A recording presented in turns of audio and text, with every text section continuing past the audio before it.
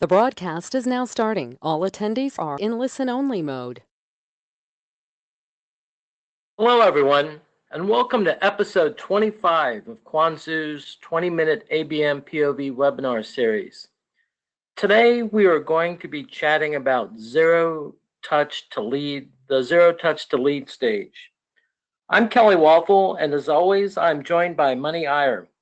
Good morning, Money. I know that you're not in California as you usually are. Where are you today? Kelly, I'm out here in Austin, Texas, with our team over here.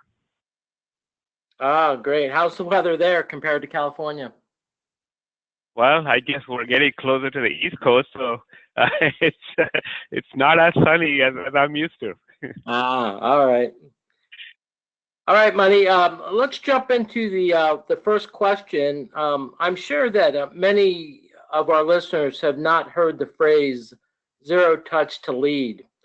What exactly is it, and how can it help close a key revenue gap in the demand funnel? Yeah, absolutely, Kelly. You and I started thinking about this, and we really put this idea or concept together, and we certainly are starting to share it, and a lot of people seem to understand where we're coming from and seem to get it. So let me do the following. I'm going to start by bringing up our whiteboard, and then I'm going to pull in one visual that kind of explains this concept of zero touch to lead. Let's kind of talk it through. Like, what are we talking about, and why is there a revenue gap that we're talking about here? So the basic idea here, Kelly, is that a lot of the marketing technology platforms and tools, certainly ABM has become more of an approach to marketing, B2B marketing, where you start with accounts first, and that has been all kicking in.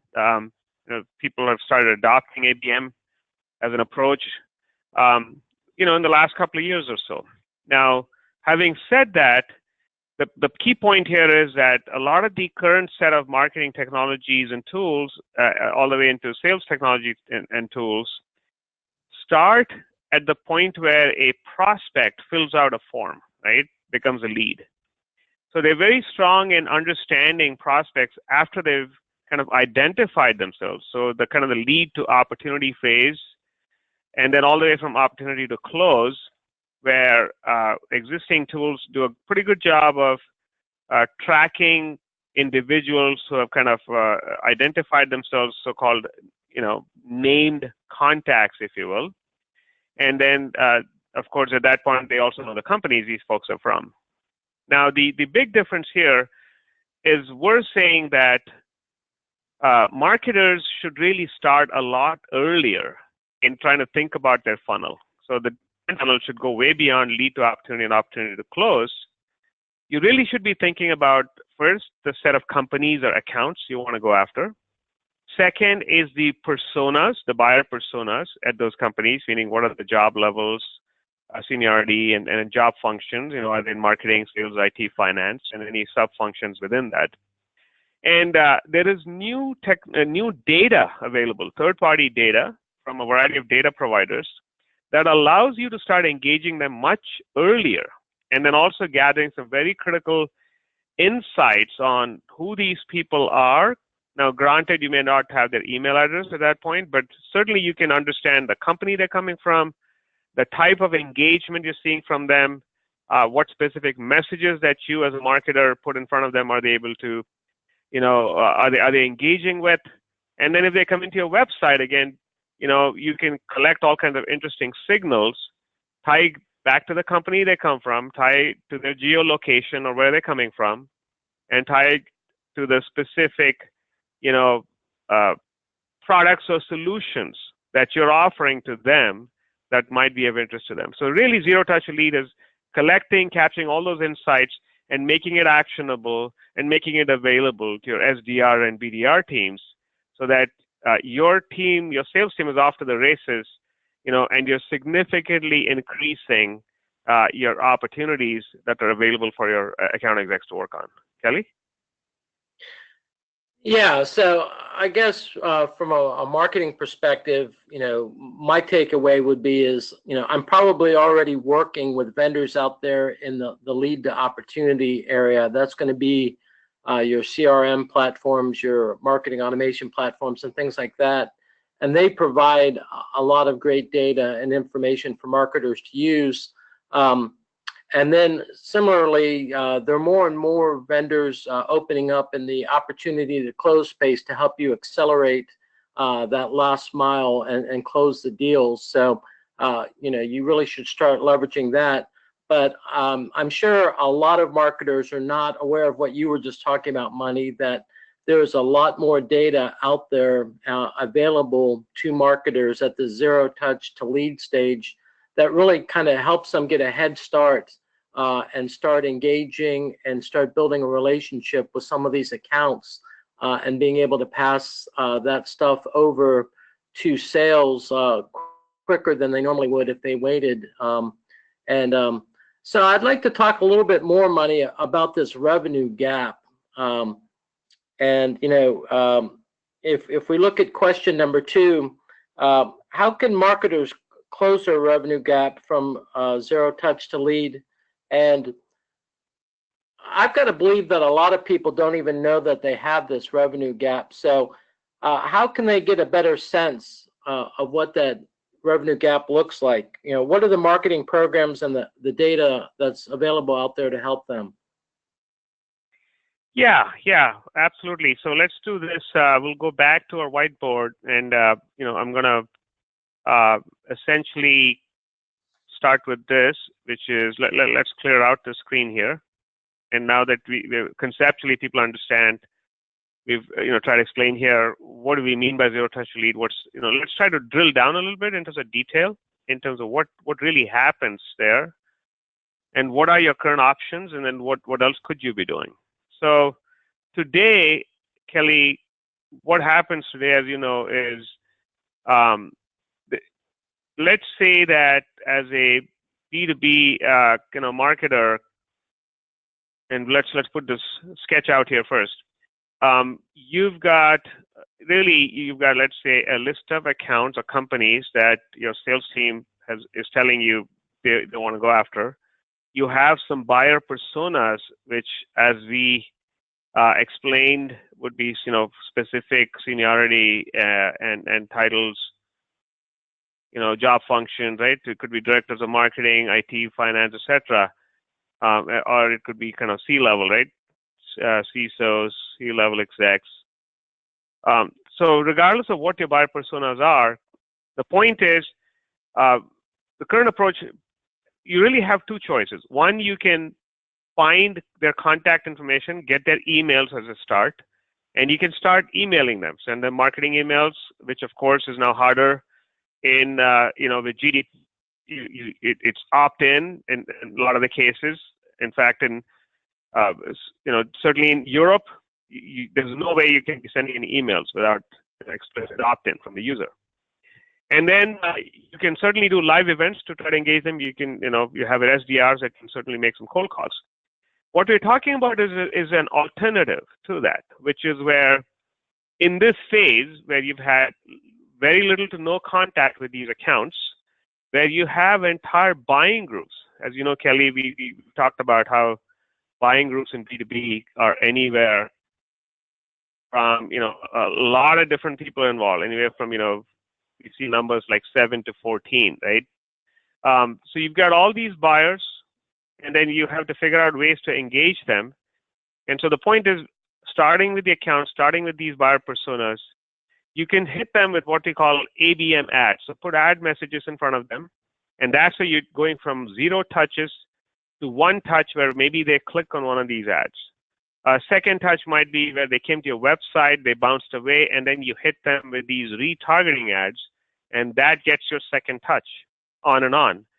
But the important thing is all of that touch and engagement information is then translated into a really interesting report that you can put in front of your SDRs and BDRs.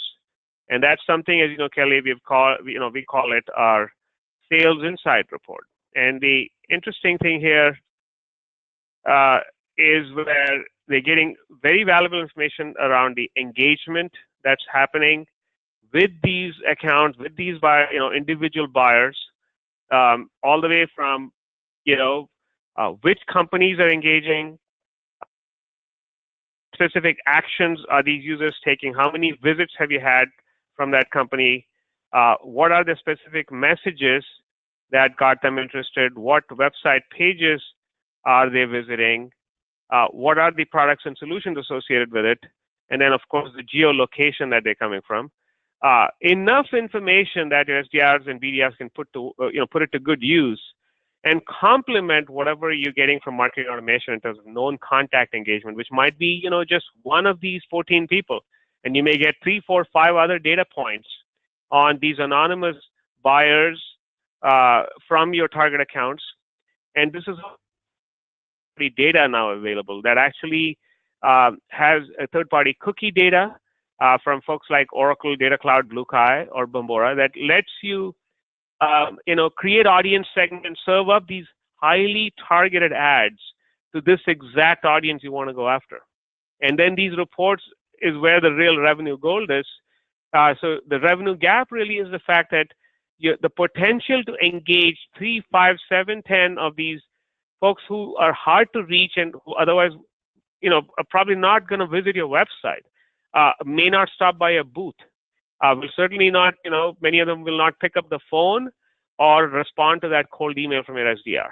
We're talking about really expanding that pool of folks at your target account and the buying groups there.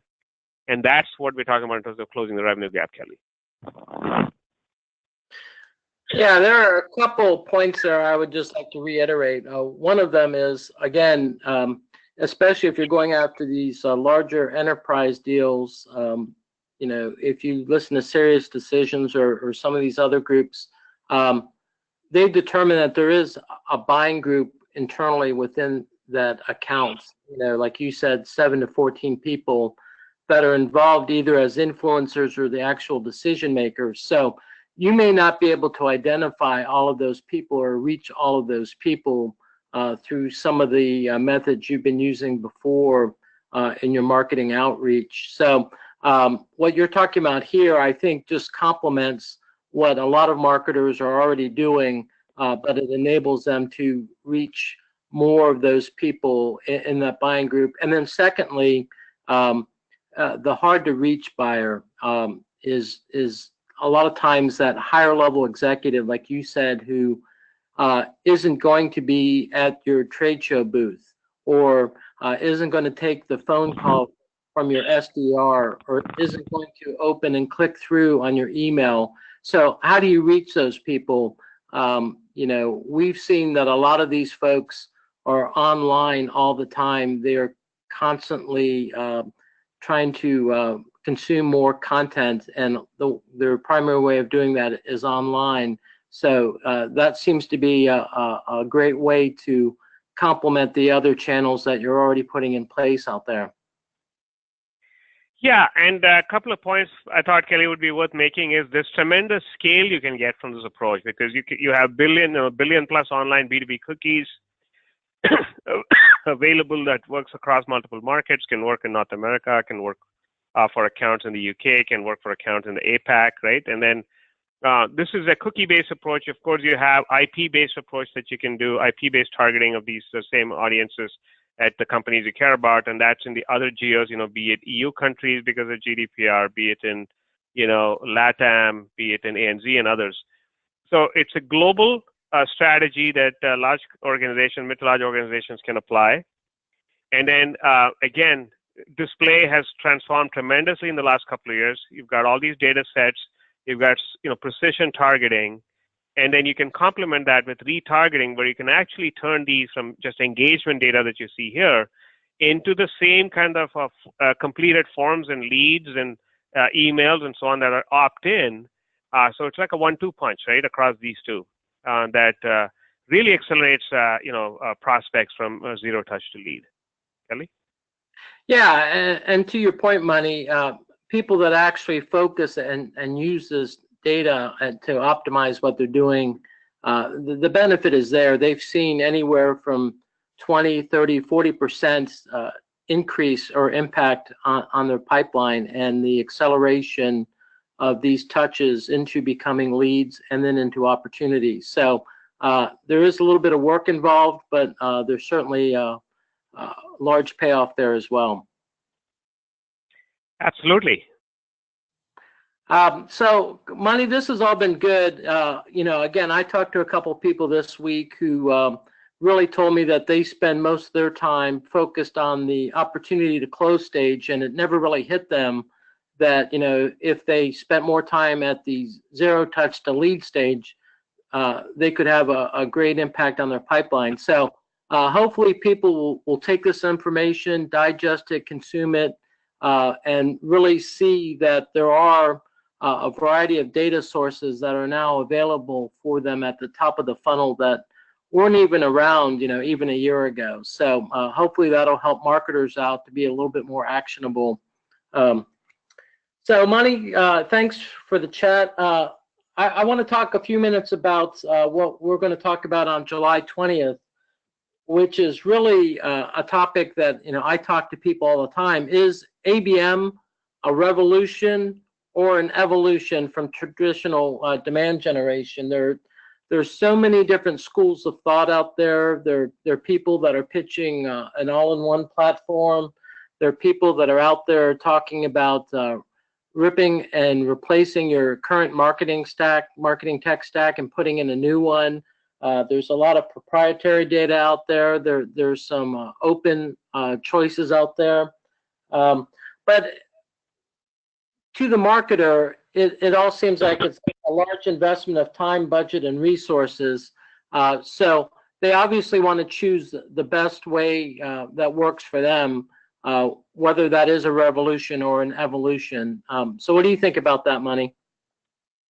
Yeah, I think this is a very timely topic because, as you know, Kelly, ABM was certainly a kind of a new shiny object, right? A couple of years ago, 2015, early 2016. But it's becoming more and more, ingrained, but part of the B2B marketing strategy approach for many companies that certainly have larger deal sizes, the 10, 15, 20,000 and up in annual contract value. It makes a lot of sense. And it's a question of different providers and what is their approach to the market? What is their approach to solving customer problems? How are they going about it? Are they coming in to propose all-in-one, where they have this answer for everything, or are they proposing something where it's really about adapting, if you will, to the existing investments customers have made in the demand gen or marketing process, marketing and sales process, the data assets they have currently, the technology stack that's already in place. And then, of course, last but not least, the marketing programs and investments they're already making in marketing programs. So I think we have a lot to talk about on this one, Kelly. Yeah, I'm very excited about it, Money. And as always, I enjoyed this one, episode 25. So I hope everyone in the audience did and picked up one or two tips. I hope everyone has a great weekend, and I'll be talking to you again shortly, Money. Have a great weekend. You too. Thanks. Bye-bye. All right. Bye-bye, Money.